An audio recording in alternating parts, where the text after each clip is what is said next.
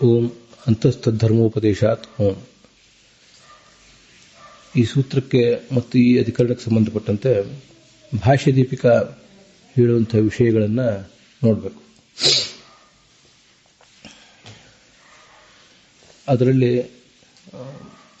ಹಿಂದಿನ ಅಧಿಕರಣ, ಈ ಅಧಿಕರಣ ಇತ್ಯಾದಿಗಳಿಗೆ ಸಂಗತಿಯನ್ನು ತೋರಿಸುವಂತಹ ಭಾಗ ಇದೆ. ಮೊದಲಿನದು ಅತ್ರ ಅಧಿಕರಣೆ ಇತ್ಯಾದಿ ಭಾಗ, ಅದನ್ನೇ ನಾವು ನೋಡಬೇಕಾದಿಲ್ಲ. ಏನು ವ್ಯತ್ಯಾಸ ಇದೆ, ಸ್ವಲ್ಪ ಯಾವುದಾದ್ರು ವಾಕ್ಯಗಳಿಗೆ ಅವರು ಬರೆಯುವಂತಹ ಅರ್ಥ, ಏನಾದರೂ ತಿದ್ದುಪಡಿಗಳು, ಅವು ಮಾತ್ರ ನಾವು ನೋಡಿದರೆ ಸಾಕು.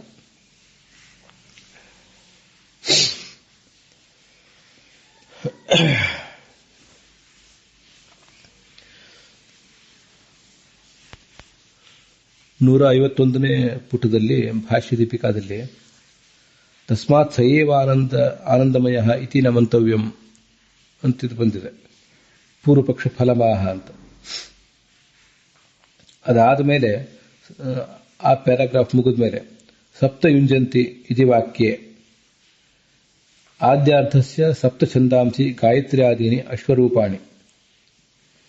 ಈ 7 ಛಂದಸ್ಸುಗಳು, ಗಾಯತ್ರಿ ಮೊದಲಾದ 7 ಛಂದಸ್ಸುಗಳು, ಅವೇ ಅಶ್ವರೂಪವಾದದ್ದು. ಏಕಚಕ್ರಂ, ಒಂದೇ ಚಕ್ರವುಳ್ಳಂತಹ ಸೂರ್ಯನ ರಥಕ್ಕೆ ತಮ್ಮನ್ನು ಹೂಡಿಕೊಂಡಿವೆ. ಸ್ವಾತ್ಮಾನು ಯುಂಜಂತಿ ರಥೇ ಯುಕ್ತಾನಿ ಭವಂತಿ ಇತ್ಯರ್ಥಃ.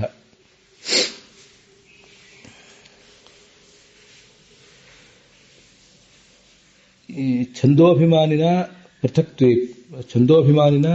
ಪೃಥಕ್ ವೇದಾಭಿಮಾನಿ ಸಪ್ತಛಂದೋ ನಾಮ ಏಕಃ ಪ್ರಧಾನಃ ಅಶ್ವಃ ಅಸ್ತಿ ಅಂತ ಈಗ ಒಂದು ವಾಕ್ಯ ಪ್ರಯೋಗ ಇದೆ. ಅದು ಆ ಥರದ ವಾಕ್ಯ ಪ್ರಯೋಗ ಸರಿಯಲ್ಲ. ಅದನ್ನ ತ್ರಿವಿಕ್ರಮ ಪಂಡಿತರು ಏನು ಹೇಳಿದ್ದಾರೆ ಅದನ್ನೇ ಹೇಳಲಿಕ್ಕೆ ಹೊರಟಿದ್ದಾರೆ ಭಾಷ್ಯ ದೀಪಿಕಾಚಾರ್ಯರು. ಛಂದೋಭಿಮಾನಿನ ಪೃಥಕ್ ವೇದಾಭಿಮಾನಿ ಸಪ್ತಛಂದೋ ನಾಮ ಸಪ್ತಸು ಏಕಃ ಅಸ್ತಿ ಇತಿ ತತ್ವಪ್ರದೀಪೋಕ್ತೇ ಅಂತ ತತ್ವಪ್ರದೀಪಕಾರರು ಹೇಳಿದ್ದನ್ನು ಅವರು ಸ್ಮರಣೆ ಮಾಡಿಕೊಂಡಿದ್ದಾರೆ. ಆದರೆ ಆ ವಾಕ್ಯ ತಪ್ಪಾಗಿದೆ. ಎರಡೂ ಕಡೆ ತಪ್ಪಾಗಿರುವುದು ಆಶ್ಚರ್ಯ. ಮೊದಲನೇದ್ದು ಭಾಷ್ಯ ದೀಪಿಕಾಚಾರ್ಯರ ವಾಕ್ಯ, ಅದರ ನಂತರ ಬಂದಿರುವಂಥದ್ದು ಬೋಲ್ಡ್ ಲೆಟರ್ನಲ್ಲಿರೋದು ತ್ರಿವಿಕ್ರಮ ಪಂಡಿತರ ವಾಕ್ಯ. ನಮಗೆ ಈಗಾಗಲೇ ಗೊತ್ತಿರುವಂತೆ ಛಂದೋಭಿಮಾನಿನಾಂ ಪೃಥಕ್ತ್ವೇಪಿ, ಅಭಿಮಾನಿನ ಅಂತೇನಾಗಿದೆ ಅದನ್ನ ತಿದ್ಕೋಬೇಕು. ಅಭಿಮಾನಿನಾಂ ಅಂತ ಈಗ ಅದನ್ನ ಓದ್ಕೋಬೇಕು. ಅದಾದ್ಮೇಲೆ ಪೃಥಕ್ ವೇದಾಭಿಮಾನಿ ಅಂತ ಹೀಗಿದೆ, ಅದು ಕೂಡ ಅಷ್ಟು ಸರಿಯಾಗಿ ಕಾಣಿಸೋದಿಲ್ಲ. ಛಂದೋಭಿಮಾನಿ ನಾಮ್ ಅಂತ ಷಷ್ಠಿ ವಿಭಕ್ತಿ ಇದ್ಮೇಲೆ ಪೃಥಕ್ತ್ವೇಪಿ ಅಂತ ಹೀಗೆ ಇರಬೇಕಾಗ್ತದೆ. ಇಲ್ಲದೆ ಹೋದ್ರೆ ಛಂದೋಭಿಮಾನಿನ ಅಂತ ತೃತೀಯ ವಿಭಕ್ತಿ ಇದ್ರೆ ಅದು ತಪ್ಪೇನಲ್ಲ. ಛಂದಸ್ಸಿಗೆ ಅಭಿಮಾನಿಯಾದ ದೇವತೆಗಿಂತ ಪ್ರತ್ಯೇಕವಾಗಿ ವೇದಾಭಿಮಾನಿ, ಸಮಸ್ತ ವೇದಗಳಿಗೆ ಅಭಿಮಾನಿಯಾದಂತಹ ಸಪ್ತಛಂದೋ ನಾಮ, ಸಪ್ತ ಛಂದಸ್ ಎಂಬ ಹೆಸರಿರುವ ಒಬ್ಬ ದೇವತೆ ಇದ್ದಾನೆ. ಅವನು ಆ 7ರಲ್ಲಿ ಒಬ್ಬನೂ ಆಗಿದ್ದಾನೆ ಅಂತ ಹೀಗೆ ಅರ್ಥ ಆಗ್ತದೆ. ತೃತೀಯ ವಿಭಕ್ತಿ ತಪ್ಪಲ್ಲ. ತೃತೀಯ ವಿಭಕ್ತಿಗೂ ಕೂಡ ಬಹುವಚನ ಇರಬೇಕಾಗಿತ್ತು. ಛಂದೋಭಿಮಾನಿಭಿಹಿ ಅಂತ ಇರಬೇಕಾಗಿತ್ತು. ಯಾಕೆಂದ್ರೆ ಛಂದೋಭಿಮಾನಿಗಳಾದಂತಹ ಅನೇಕ ದೇವತೆಗಳಿದ್ದಾರೆ. ಆದ್ದರಿಂದ ಸಪ್ತ ಛಂದಾಂಸಿ ಗಾಯತ್ರಿ ಆದೀನಿ ಅಶ್ವರೂಪಾಣಿ ಅಂತ ಅವರೇ ಭಾಷ್ಯ ದೀಪಿಕಾಚಾರ್ಯ ಹೇಳಿರೋದ್ರಿಂದ ಛಂದೋಭಿಮಾನಿನ ಅನ್ನೋ ಬದಲು ತೃತೀಯ ವಿಭಕ್ತಿನೇ ಇರಲಿ, ಆದರೆ ಏಕವಚನದ ಬದಲು ಛಂದೋಭಿಮಾನಿಭಿಹಿ ಪೃಥಕ್, ಅವರಿಗಿಂತ ಭಿನ್ನನಾದ ವೇದಾಭಿಮಾನಿಯಾದ ಸಪ್ತ ಛಂದಸ್ ಎಂಬ ಹೆಸರುಳ್ಳ ಒಬ್ಬ ದೇವತೆ ಈ 7ರಲ್ಲಿ ಒಬ್ಬನಿದ್ದಾನೆ ಅಂತ ಹೀಗೆ ಅರ್ಥ ಮಾಡುವುದು ಉಚಿತ ಕಾಣಿಸ್ತದೆ. ನಾವನ್ನು ಹಿಂದೆ ಈಗಾಗಲೇ ಕೆ.ಟಿ. ಪಾಂಡುರಂಗಾಚಾರ್ಯ ಮಾಡಿದ ತತ್ವಪ್ರದೀಪ ಪುಸ್ತಕದಲ್ಲಿ, ಹಾಗೆ ಗೋವಿಂದಾಚಾರ್ಯರು ಸಂಪಾದನೆ ಮಾಡಿ ತಾವು ವ್ಯಾಖ್ಯಾನ ಮಾಡಿದ ತತ್ವಪ್ರದೀಪದ ಪುಸ್ತಕದಲ್ಲಿ ಛಂದೋಭಿಮಾನಿನಾಂ ಅಂತಾನೇ ಇದೆ. ಛಂದೋಭಿಮಾನಿನಾಂ ಪೃಥಕ್ತ್ವೇಪಿ ವೇದಾಭಿಮಾನಿ ಸಪ್ತಸು ಏಕಃ ಅಸ್ತಿ. ಅವನು ಕೂಡ ವೇದಾಭಿಮಾನಿ, ಈ 7ರಲ್ಲಿ ಅವನು ಒಬ್ಬನಾಗಿದ್ದಾನೆ. ಗರುಡ ಅಂತ ಬರೆದಿದ್ದಾರೆ ಅವರು, ಗೋವಿಂದಾಚಾರ್ಯರು ವ್ಯಾಖ್ಯಾನ ಮಾಡಿದ್ದಾರೆ. ಈ ಭಾಷ್ಯ ದೀಪಿಕಾಚಾರ್ಯರು ಸಪ್ತ ಛಂದೋ ನಾಮ ಸಪ್ತಸು ಏಕಃ ಅಸ್ತಿ, ಅದು ಯಾರು ಅಂತ ಬರೆದಿಲ್ಲ. ಏಕಃ ಪ್ರಧಾನ ಅಶ್ವ ಅಸ್ತಿ, ಒಂದು ಪ್ರಧಾನ ಅಶ್ವ ಇದೆ ಅಂತ ಬರೆದಿದ್ದಾರೆ. ಅದು ಯಾಕೆ ಆ ಥರ ಬರೆದಿದ್ದಾರೆ ಅಂತ ಗೊತ್ತಾಗೋದಿಲ್ಲ. ಏನು ವ್ಯತ್ಯಾಸ ಇದೆ ಅಂತ ಅನ್ನೋದನ್ನು ಹೇಳಿದೆ. ಸಮೂಹಿಕ ವಚನ ತಿಟ್ಕೊಳ್ಳೋದಾದ್ರೆ ಭಾಷ್ಯ ದೀಪಿಕಾಚಾರ್ಯರು ಸಪ್ತ ಛಂದಾಂಸಿ ಗಾಯತ್ರಿ ಆದಿ ಅಶ್ವರೂಪಾಣಿ ಅನ್ನುವಲ್ಲಿ ಬಹುವಚನ ಯಾಕೆ ಹೇಳ್ತಿದ್ರು? ಮುಂದೆ ಸಪ್ತ ಛಂದೋಭಿಮಾನಿನ ಅನ್ನುವಲ್ಲಿ ಸಮೂಹಿಕ ವಚನ ಅಂತ ಹೇಳುವರು ಮೊದಲು ಹೇಳ್ತಿದ್ರು.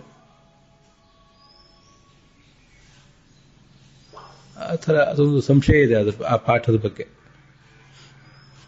ಅದಕ್ಕಾಗಿ ಈ ಭಾಷ್ಯ ದೀಪಿಕಾ ಪುಸ್ತಕದಲ್ಲಿ ತಾವೆಲ್ಲ ಕೆಳಗೆ ಏನು ಬರ್ಕೋಬೇಕು? ಛಂದೋಭಿಮಾನಿನ ಪೃಥಕ್ತ್ವೇಪಿ ಇತಿ ಬಹುಲಃ ಪಾಠ ಪ್ರಾಯಃ ಪಾಠ ಅಂತ ಹೀಗೆ ಒಂದು ಬರ್ಕೊಂಡಿದ್ರು ಅನುಕೂಲ ಆಗ್ತದೆ.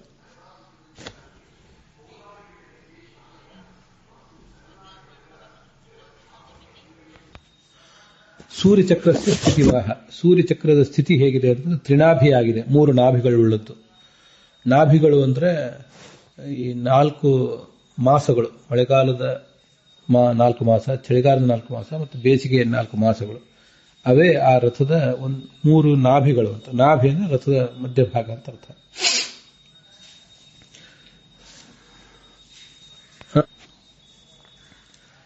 ತ್ರಿರಾವೃತ್ತ ಮಾಸ ಚತುಷ್ಟಯಾತ್ಮಕ ನಾಭಿತ್ರಯೋಪೇತಂ. ತ್ರಿಹಿ ಮಾಸ ಚತುಷ್ಟಯಗಳು. ಮಾಸ ಚತುಷ್ಟಯಗಳು ಅಂದ್ರೆ 4 ಮಾಸಗಳು, 4 ಮಾಸಗಳ ಒಂದು ಗುಂಪು. ಅದು ತ್ರಿರಾವೃತ್ತ, ಮಲ್ಟಿಪ್ಲೈಡ್ ಬೈ 3 ಅಂತ. ಅಂಥ ಅವೇ ನಾಭಿಗಳು ಈ ಚಕ್ರಕ್ಕೆ. ಅಜರ ಅಂದ್ರೆ ದೃಢವಾಗಿದ್ದದ್ದು. ಈ ಅರ್ವ ಅನ್ನೋ ಶಬ್ದಕ್ಕೆ ಕುದುರೆ ಅಂತ ಅರ್ಥ. ಆ ಕುದುರೆ ಅನರ್ವ ಅಂದ್ರೆ ಕುದುರೆಗಳ ಸಂಚಾರವನ್ನು ಮೀರಿದ್ದು ಅಂತ ಅರ್ಥ. ಇಷ್ಟೇ ನನಗೆ ಕಾಣಿಸ್ತದೆ. ಆದರೆ ಹಿಂದೆ ತ್ರಿವಿಕ್ರಮ ಪಂಡಿತ ತತ್ವಪ್ರದೀಪ ಓದಿದಾಗಲೂ ಈಗ ಭಾಷ್ಯ ದೀಪಿಕಾ ಓದಾಗಲೂ ನಂಗೆ ಬಹಳ ಅರ್ಥ ಏನಾಗಲಿಲ್ಲ. ಅಂತಸ್ಥಧರ್ಮೋಪದೇಶ ಅಂತ ಸೂತ್ರ ಅಲ್ಲಿ ಭಾಷ್ಯ ದೀಪಿಕಾದಲ್ಲಿ 152ನೇ ಪುಟದಲ್ಲಿ, ಅಲ್ಲಿ ಮುಂದೆ ಸೂತ್ರ ಉಪನ್ಯಾಸ ವ್ಯಾಚಷ್ಟೇ, ಸೂತ್ರವನ್ನು ತೋರಿಸಿ ವ್ಯಾಖ್ಯಾನ ಮಾಡ್ತಿದ್ದಾರೆ. ಶ್ರೂಯಮಾಣ ಅಂತಿದ್ರೆ ಅಂತಹ ಶ್ರೂಯಮಾಣೋ ವಿಷ್ಣುರೇವ ಅಂತ ಆಚಾರ್ಯರ ಭಾಷ್ಯವಾಕ್ಯ ಇದೆ. ಅಂದ್ರೆ ಅದರ ಅರ್ಥ ಅಂತಸ್ಥತ್ವೇನ ಶ್ರುತ್ಯಾ ಉಚ್ಯಮಾನ ಇತ್ಯರ್ಥ, ಒಳಗಿದ್ದಾನೆ ಎಂಬುದಾಗಿ ಶ್ರುತಿಯಿಂದ ಹೇಳಲ್ಪಡುವವನು. ಶ್ರೂಯಮಾಣ ಅಂದ್ರೆ ನಮ್ಮ ಕಿವಿ ಕೇಳಿ ಬರೋದು ಅಂತ ಅಷ್ಟೇ ಅರ್ಥ ಅಲ್ಲ, ಶ್ರುತಿಯ ಮೂಲಕ ಕೇಳಿ ಬರೋದು ಅಂತ ಯಾವಾಗಲೂ ಅದೇ ಅರ್ಥ. ಸ್ಮರ್ಯಮಾಣ ಅಂದ್ರೆ ಪೌರುಷೇಯ ವಾಕ್ಯಗಳಿಂದ ಹೇಳಲ್ಪಡುವುದು, ಶ್ರೂಯಮಾಣ ಅಂದ್ರೆ ಶ್ರುತಿಯಿಂದ ಹೇಳಲ್ಪಡುವುದು ಅಂತ ಅದರ ಅರ್ಥ. ಕೇಳುವುದು ಅಂತ ಬಹಳ ಮುಖ್ಯವಾದ ಅರ್ಥ ಏನಲ್ಲ, ವೇದಗಳ ಮೂಲಕ ತಿಳಿದು ಬರುವುದು ಅಂತ ಅದರ ತಾತ್ಪರ್ಯ.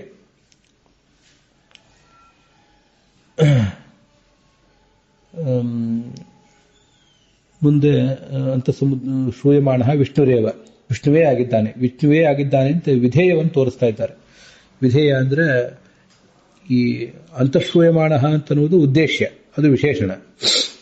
ಈ ವಿಷ್ಣುರೇವ ಅಂತನ್ನುವುದು ವಿಶೇಷ, ವಿಧೇಯ ಅಂದ್ರೆ ಉದ್ದೇಶ, ಅದನ್ನು ತೋರಿಸ್ತಾ ಇದ್ದಾರೆ ಅಂತ ತಾತ್ಪರ್ಯ. ತದ್ಧರ್ಮೋಪದೇಶ ಅಂತನ್ನುವಲ್ಲಿ ತಚ ಧರ್ಮ ತದ್ಧರ್ಮ, ಭಗವಂತರ ಧರ್ಮಗಳು. ತೇಷಾಂ ಉಪದೇಶ ವಚನಂ ಇತ್ಯಾದಿ ರೂಪಶ್ಚಾಸೌ ತದ್ಧರ್ಮೋಪದೇಶಶ್ಚ ಇತ್ಯಾದಿ ತದ್ಧರ್ಮೋಪದೇಶ ತಸ್ಮಾದಿತ್ಯರ್ಥ. ಆ ತದ್ಧರ್ಮಗಳ, ತತ್ ಅಂದ್ರೆ ವಿಷ್ಣು, ಆ ವಿಷ್ಣುವಿನ ಧರ್ಮಗಳೇ ಆ ಧರ್ಮಗಳ ಉಪದೇಶ. ತೇಷಾಂ ಉಪದೇಶ, ತೇಷಾಂ ಅಂದ್ರೆ ಧರ್ಮಗಳ ಉಪದೇಶ. ಉಪದೇಶ ಅಂದ್ರೆ ಶಾಸ್ತ್ರದಲ್ಲಿ ವರ್ಣನೆ ಅಂತ, ಹೀಗಾದ್ರೆ ಅರ್ಥ. ಅದರ ಮುಂದೆ 153ನೇ ಪುಟದಲ್ಲಿ ಅನೇನ ಅಂತಃ ಪ್ರವಿಷ್ಟಮಿತಿ ವಾಕ್ಯ, ಅಂತಃ ಪ್ರವಿಷ್ಟಂ ಕರ್ತಾರಮೇಕಂ ಅಂತ ಈ ತೈತರಿ ಆರಣ್ಯಕದ ವಾಕ್ಯದಲ್ಲಿ ಅಂತಹ ಶ್ರೂಯಮಾಣ, ಒಳಗಿದ್ದಾನೆ ಎಂಬುದಾಗಿ ವರ್ಣಿತನಾದವನು ಹೃದಯಾಂತಸ್ಥತ್ವೇನ ಶ್ರುತ್ಯುಕ್ತ, ಹೃದಯದೊಳಗಿದ್ದಾನೆ ಅಂತ ವರ್ಣಿತನಾದವನು ವಿಷ್ಣುವೇ, ಬೇರೆ ಯಾರು ಅಲ್ಲ ಅಂತ ತಾತ್ಪರ್ಯ. ಯಾಕೆಂದ್ರೆ ವಿಷ್ಣುವಿನ ಧರ್ಮಗಳು ತಸ್ಯ ಅಂತಿದೆಯಲ್ಲ, ಉಕ್ತತ್ವಾತ್, ತಸ್ಯ ಉಕ್ತತ್ವಾತ್, ಆ ವಿಷ್ಣುವಿಗೆ ಅವೆಲ್ಲವೂ ಕೂಡ ಹೇಳಲ್ಪಟ್ಟಿವೆ ಅಂತ ಅಲ್ಲಿ ಮುಂದಿಗೆ ಅನ್ವಯ. ಏನು ಹೇಳಲ್ಪಟ್ಟಿವೆ ಅಂದ್ರೆ ವಿಷ್ಣು ಧರ್ಮಾಣ, ವಿಷ್ಣುವಿನ ಧರ್ಮಗಳು ಅವನಿಗೆ ಹೇಳಲ್ಪಟ್ಟಿವೆ. ಯಾವ ಧರ್ಮಗಳು? ಕ್ಷೀರ ಪ್ರಳಯ, ಕ್ಷೀರ ಸಾಗರದಲ್ಲಿ ಇರುವಿಕೆ, ಹಾಗೆ ಪ್ರಳಯ ಸಾಗರದಲ್ಲಿ ಇರುವಿಕೆ ಅಂತ ಹೀಗೆ 2 ಅರ್ಥ ಅದಕ್ಕೆ. ಮತ್ತೊಂದು ಬ್ರಹ್ಮಜ್ಞೇಯತ್ವ, ಚತುರ್ಮುಖ ಬ್ರಹ್ಮನೆಂದರೆ ಮುಖ್ಯವಾಗಿ ತಿಳಿಯಲ್ಪಟ್ಟವನಾಗಿರುವಿಕೆ. ಬ್ರಹ್ಮ ತಪೋಲಭ್ಯತ್ವ, ತಪಸಾನ್ವವಿಂದತ್ ಅಂತ ಇನ್ನೊಂದು ಶ್ರುತಿ ಇದೆ. ಬ್ರಹ್ಮನ ತಪಸ್ಸಿಗೆ ನಿಲುಕಿದವನು ಅಂತ ಹೀಗರ್ಥ. ಬ್ರಹ್ಮಾಂಡ ವೀರ್ಯತ್ವ, ಇಡೀ ಬ್ರಹ್ಮಾಂಡದ ಉತ್ಪತ್ತಿಗೆ ಕಾರಣವಾದ ವೀರ್ಯವುಳ್ಳವನು. ಇವೆಲ್ಲ ವಿಷ್ಣುವಿನ ಧರ್ಮ, ಅವು ಅವನಿಗೆ ಕೇಳಲ್ಪಟ್ಟಿವೆ ಅಂತ ಅದರ ತಾತ್ಪರ್ಯ. ಅದಾದ್ಮೇಲೆ ಮುಂದೆ ಈ ವಾಕ್ಯಗಳಿಗೆ ಬ್ರಹ್ಮ, ವೇದ ಸಹ ಮೊದಲಾದ ವೇದ ವಾಕ್ಯಗಳಿವೆ. ಅದೇ 153ನೇ ಪುಟದಲ್ಲಿ. ಅದಕ್ಕೆ ಅವರು ಅರ್ಥ ಮಾಡಿದ ರೀತಿ ಗಮನಿಸೋಣ. ತದ್ಧರ್ಮೋಪದೇಶಾತ್ ಅಂತ ಪಂಚಮಿ ವಿಭಕ್ತಿ ಇದೆಯಲ್ಲ, ಪಂಚಮಿ ವಿಭಕ್ತಿಗೆ ಏನರ್ಥ ಅಂದ್ರೆ, ಹೀಗೆ ವಿಷ್ಣುವಿನ ಧರ್ಮಗಳನ್ನ ಅಂತಸ್ಥನಾದ ದೇವತೆಗೆ ವರ್ಣನೆ ಮಾಡಿರುವುದರಿಂದ ತಸ್ಮಾದನ್ಯ, ಈ ವಿಷ್ಣುವಿಗಿಂತ ಭಿನ್ನನಾದ ಮತ್ಯಾವುದೇ ಸೂರ್ಯ, ಬೃಹಸ್ಪತಿ ಮೊದಲಾದ ದೇವತೆಗಳನ್ನ ನೀವು ಆನಂದಮಯ ಅಂತ ಹೇಳಬಾರದು, ಹಾಗೆ ಶಂಕಿಸಬಾರದು ಅಂತ ಅದಕ್ಕೆ ಅರ್ಥ. ಬ್ರಹ್ಮ ಅಂದ್ರೆ ವರ್ತಮಾನ ಚತುರ್ಮುಖ. ಈ ಒಂದೊಂದು ಕಡೆ ವೇದ ಸಹ ಬ್ರಹ್ಮ ಹೀಗೆಲ್ಲ ಬಂದಾಗ ಅದಕ್ಕೆ ಒಂದೊಂದು ಕಡೆ ಒಂದೊಂದರ ಅರ್ಥ ಆಗ್ತದೆ. ಈಗ ನೋಡಿ, ಬ್ರಹ್ಮಾನ್ವಿಂದ ತಪಸ ಮನಸ ಅಂತ ಹೀಗೆಲ್ಲ ಬಂದ್ರೆ ಅಲ್ಲಿ ಬ್ರಹ್ಮ ಅಂದ್ರೆ ವರ್ತಮಾನ ಚತುರ್ಮುಖ, ಈಗಿರುವ ಬ್ರಹ್ಮ. ಸಮುದ್ರೆ ಪ್ರಳಯಾಬ್ಧೌ ಕ್ಷೀರಾಬ್ಧೌ ಚ, ಸಮುದ್ರ ಅಂದ್ರೆ ಪ್ರಳಯ ಸಾಗರ ಹೌದು, ಹಾಗೆ ಕ್ಷೀರಸಾಗರವೂ ಹೌದು. ಅಲ್ಲಿ ಅಂತರರಣೆ ಅಂದ್ರೆ ಜಲದ ಒಳಗೆ, ಜಲೇ ಕ್ಷೀರೇ ಚ ಮನಸ ಸ್ವೇಚ್ಛೆಯ ಚರಂತಂ, ತನ್ನ ಇಚ್ಛೆಗನುಸಾರವಾಗಿ ಅಲ್ಲಿ ವಿಹರಿಸ್ತಾ ಇದ್ದಾನೆ. ದಶಹೋತಾರಂ ಜ್ಞಾನ ಕರ್ಮಾಖ್ಯ ದಶೇಂದ್ರಿಯೇಶು, 5 ಜ್ಞಾನೇಂದ್ರಿಯಗಳು 5 ಕರ್ಮೇಂದ್ರಿಯಗಳು, ಈ ಇಂದ್ರಿಯಗಳಲ್ಲಿ ವಿಷಯಗಳನ್ನು ಹೋಮಿಸ್ತಾ ಇರುವಂತಹ, ಹೋಮಿಸುವುದು ಅಂದ್ರೆ ತತ್ತದ್ ವಿಷಯ ಸ್ಥಾಪಕಂ, ಆಯಾ ವಿಷಯಗಳಿಗೆ ಮತ್ತು ಆಯಾ ಇಂದ್ರಿಯಗಳಿಗೆ ಸಂಪರ್ಕ ಬರುವಂತೆ ಮಾಡಿದವನು.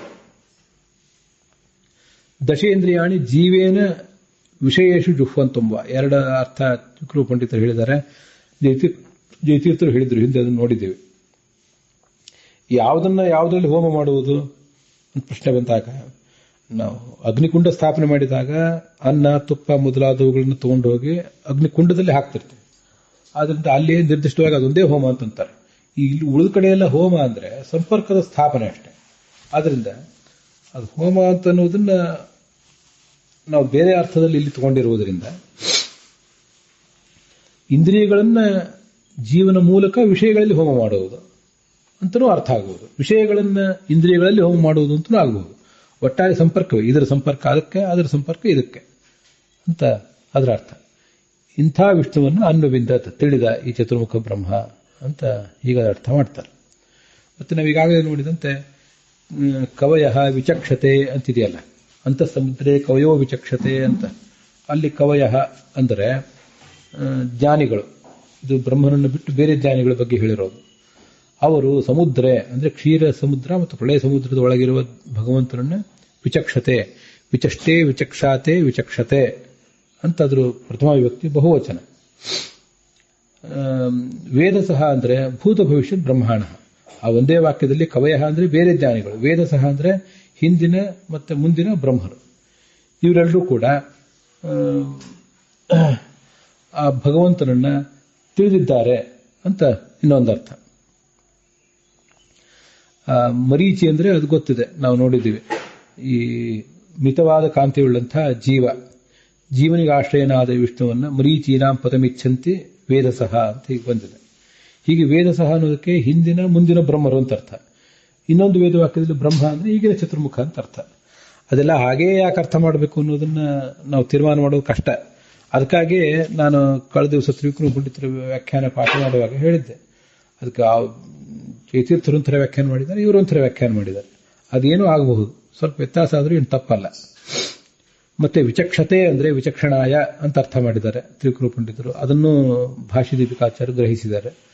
ಅಲ್ಲಿ ವಿಚಕ್ಷತೆ ಅಂದ್ರೆ ವಿಚಕ್ಷಣಾಯ ಅಂತಿದೆಯಲ್ಲ, ವಿಚಕ್ಷತೆ ಈಸ್ ಈಕ್ವಲ್ ಟು ವಿಚಕ್ಷಣಾಯ ಅಂತ ಅರ್ಥ. ವಿಚಕ್ಷಣ ಅಂತಂದ್ರೆ ಅದು ವಿಚಕ್ಷಣಂ ವಿಚಕ್ಷಣೆ ವಿಚಕ್ಷಣಾನಿ, ಅದು ಅಕಾರಂತ ನಪುಂಸಕಲಿಂಗ ಶಬ್ದ, ಆದ್ರೆ ಚತುರ್ಥಿ ವಿಭಕ್ತಿ ಏಕವಚನ.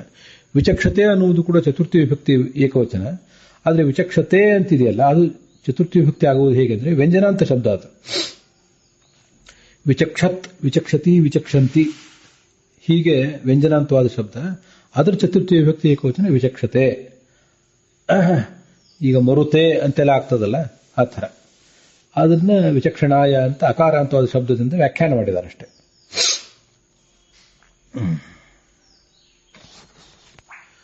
ಅಂತಸ್ತಧರ್ಮೋಪದೇಶಾತ್ ಅನ್ನುವ ಸೂತ್ರದ ಶಬ್ದಗಳಿಗೆ ಹೀಗೆ ಅರ್ಥ ಆಗ್ತದೆ. ತದ್ಧರ್ಮೋಪದೇಶಾತ್ ಅನ್ನೋದು ಒಂದು ಸಮಸ್ತ ಪದ, ಅಂತಹ ಅಂತನ್ನುವುದು ಪ್ರತ್ಯೇಕ ಪದ. ಅಂತಹ ಎಂಬ ಶಬ್ದಕ್ಕೆ ಏನು ಅರ್ಥ ಆಗ್ತದೆ ಅಂದ್ರೆ ಅಂತಹ ಅಂದ್ರೆ ಒಳಗಡೆ ಅಂತ ಹೀಗೆ ಅರ್ಥ ಆಗ್ತದೆ ಸಾಮಾನ್ಯವಾಗಿ. ಆದರೆ ಅದು ಹೀಗೆ ಇಟ್ಕೋಬೇಕು ನಾವು. ಆ ಅರ್ಥ ತಪ್ಪಲ್ಲ. ಒಳಗಡೆ ಇದ್ದಾನೆ ಎಂಬುದಾಗಿ ಕೇಳಲ್ಪಟ್ಟವನು ಅಂತ ಅರ್ಥ. ಅಂತಹ ಈಸ್ ಈಕ್ವಲ್ ಟು ಅಂತಃ ಪ್ರವಿಷ್ಟಂ ಕರ್ತಾರಮೀಶಂ ಎಂಬ ತೈತ್ರಿಯ ಆರಣ್ಯಕದಲ್ಲಿ ಅಂತಸ್ಥನಾಗಿ ಹೇಳಲ್ಪಟ್ಟವನು ಅಂತಿಷ್ಟ ಅರ್ಥ ಅದಕ್ಕೆ ಅಂತಹ ಅನ್ನೋ ಶಬ್ದಕ್ಕೆ. ತತ್ತು ಆ ಬ್ರಹ್ಮನೇ ಆಗಿದ್ದಾನೆ. ಅದರಿಂದ ತತ್ತು ಸಮನ್ವಯ ಅಂತಿದೆಯಲ್ಲ, ಅಲ್ಲಿ ತತ್ತು ತತ್ತು ತತ್ ಅಂದ್ರೆ ಆ ಬ್ರಹ್ಮ, ತು ಅಂದ್ರೆ ಅವನೇ ಅಂತ ನಿರ್ಧಾರ, ಅದನ್ನಲ್ಲಿ ಇಟ್ಕೋಬೇಕು. ಮುಂದೆ ತದ್ಧರ್ಮೋಪದೇಶ ಅನ್ನೋದು ಹೇತು. ಹೀಗೆ ಅಂತಃಪ್ರವಿಷ್ಟಂ ಕರ್ತಾರಮೀಶಂ ಎಂಬ ತೈತ್ರಿಯ ಶ್ರುತಿಯಲ್ಲಿ ಹೇಳಲ್ಪಟ್ಟ ದೇವತೆ ಇದು ಪಕ್ಷ. ತತ್ ಅಂದ್ರೆ ವಿಷ್ಣುವೇ ಆಗಿದ್ದಾನೆ ಅಂತ ಸಾಧ್ಯ. ತದ್ಧರ್ಮೋಪದೇಶಾತ್ ಅಂತ ಹೇತು, ಆ ವಿಷ್ಣುವಿನ ಧರ್ಮಗಳನ್ನು ಹೇಳಿರುವುದರಿಂದ ಅಂತ ಅದಕ್ಕೆ ಕಾರಣ.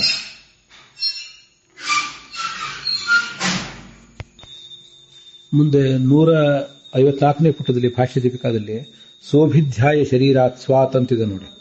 ಅದಕ್ಕೆ ಸಹ ಅಂದ್ರೆ ನಾರಾಯಣನು ತಕ್ಷಣ ನಾವಿಷ್ಟೇ ಅರ್ಥ ಹೇಳ್ತೀವಿ. ಸಹ ವಾಸುದೇವಾಜ್ಜಾತಃ ವಿಷ್ಣು ಅಂತ ಅರ್ಥ ಬರೆದಿದ್ದಾರೆ ಭಾಷ್ಯ ದೀಪಿಕಾಚಾರ್ಯ. ಆ ವಿಷ್ಣು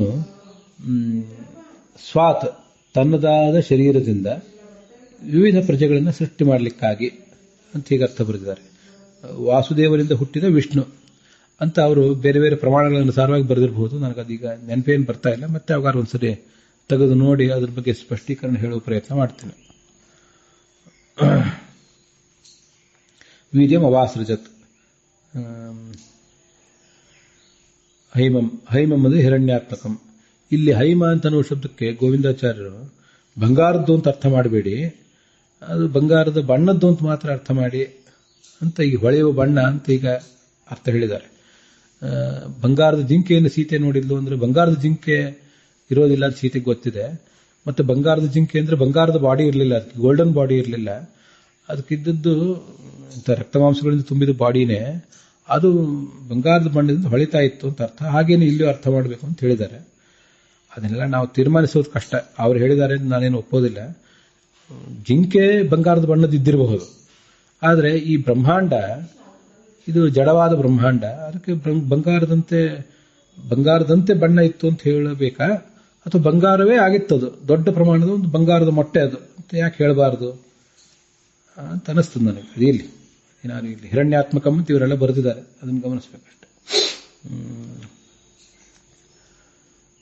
ವಿಷ್ಣು ನರೋ ನಾಶಾತ್ ಪರೋಮತಃ. ನಾನು ಕೂಡ ಇದನ್ನ ನಾರಾಯಣ ಶಬ್ದದ ಅರ್ಥವನ್ನು ಹೇಳುವಾಗ ಹೇಳಿದ್ದೆ. ನರ ಅಂದ್ರೆ ಭಗವಂತ. ಯಾಕೆಂದ್ರೆ ನರಹ ಅನಾಶಾತ್ ಪರೋಮತಃ, ನರೋ ನಾಶಾತ್ ಅಂತಿದೆ, ಅಲ್ಲಿ ಮಧ್ಯ ಒಂದು ಎಸ್ ಮಾರ್ಕ್ ಇದೆ. ನಾಶರಹಿತನಾದ್ರಿಂದ ಭಗವಂತನನ್ನೇ ನರ ಅಂತ ಹೇಳ್ತಾರೆ ಅಂತ. ಯತಃ ಯಾವ ಕಾರಣದಿಂದ, ಅನಾಶಾತ್ ನಾಶವಿಲ್ಲದಿರುವುದರಿಂದ, ಪರಹ ವಿಷ್ಣು ಸರ್ವೋತ್ತಮನಾದ ವಿಷ್ಣುವೇ ನರಹ ನರಶಬ್ದವಾಚ್ಯನಾಗಿದ್ದಾನೆ ಅಂತ ಭಾಗವತ್ ತಾತ್ಪರ್ಯದ ಅಭಿಪ್ರಾಯ. ಭಾಗವತ್ ತಾತ್ಪರ್ಯದಲ್ಲೂ ಕೂಡ ಅಂಡಂ ಪ್ರವಿಶಯೋ ವಿಷ್ಣು ಸೋಂಡಂ ಭಿತ್ವಾ ಪ್ರಕಾಶಿತಃ ಸೋಪೋಸಜತ್ ತಥೋ ನಾರಾಹ, ಅವನು ನೀರನ್ನು ಸೃಷ್ಟಿ ಮಾಡಿದ ಅಂತ ಭಾಗವತ್ ತಾತ್ಪರ್ಯದಲ್ಲಿ ಇದ್ರ ಬಗ್ಗೆ ಎಲ್ಲ ನೀರಿನ ಸೃಷ್ಟಿ ಬಗ್ಗೆ ಬಂದಿದೆ. 155ನೇ ಪುಟದಲ್ಲಿ ಭಾಷ್ಯದೀಪಿಕಾಚಾರ್ಯರು ಅನುಕೃತ್ಯಧಿಕರಣೇತು ಅಂತ, ಅನುಕೃತ್ಯಧಿಕರಣ ಅಂತ ಇದು ಮುಂದೆ ಬ್ರಹ್ಮಸೂತ್ರ ಭಾಷ್ಯದಲ್ಲಿ ಬರುವ ಅಧಿಕರಣ ಇದ್ದಿರಬೇಕು. ಅಲ್ಲಿ ಇಂಧಿ ದೀಪ್ತವನ್ನು ಧಾತುವನ್ನು ತಗೊಂಡಿದ್ದಾರೆ. ಈಗ ಇಂದ ಪ್ರೇರಣೆ ಅಂತ ಧಾತು ತಗೊಂಡಿದ್ದಾರೆ. ಇಂದಿ ದೀಪ್ತವನ್ನು ಧಾತುವನ್ನು ತಗೊಂಡು ರಶ್ಮೀತ್ ಭಗವದಪೇಕ್ಷೆಯ ರಶ್ಮಿ ರೂಪಾಣಾಂ ಅಲ್ಪಾನಾಂ ಸೂರ್ಯಾದಿ ತೇಜಸಾಂ ಪ್ರಕಾಶಕಂ ಅಂತ ವ್ಯಾಖ್ಯಾನ ಮಾಡಿದ್ದಾರೆ.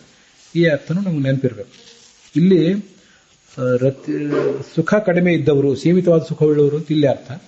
ಮುಂದೆ ಭಗವಂತನಿಗೆ ಹೋಲಿಸಿದ್ರೆ ಈ ಈ ಜೀವರೆಲ್ಲರೂ ಕೂಡ ಅಲ್ಪರಾಗಿದ್ದಾರೆ, ರಶ್ಮಿ ರೂಪರು. ಅವನು ದೊಡ್ಡ ಬೆಂಕಿಯ ರೂಪದನು, ಇವರು ಕೇವಲ ಕಿರಣ ರೂಪದವರು. ಅಲ್ಪರಾದಂತಹ ಸೂರ್ಯ ಮೊದಲಾದ ತೇಜಸ್ಸು ಎಲ್ಲದಕ್ಕೂ ಪ್ರಕಾಶ ಕೊಟ್ಟವನು ಇವನೇ ಆಗಿದ್ದಾನೆ. ರಶ್ಮೀನ್ ಇಂಧಯತಿ ಅಂದ್ರೆ ದೀಪ್ತವನು ಧಾತುವನ್ನು ತಗೊಂಡಿದ್ದಾರೆ. ಅದು ನಾವು ಹಿಂದೆನೂ ಕೂಡ ನೋಡಿದ್ದೇವೆ, ಇನ್ನೊಂದ್ಸರಿ ನೆನಪು ಮಾಡ್ಕೊಂಡಿದ್ದೇವೆ ಅಷ್ಟೇ. ಅಲ್ಲಿಗೆ ಈ ಭಾಗ ಸಮಾಪ್ತವಾಗಿದೆ.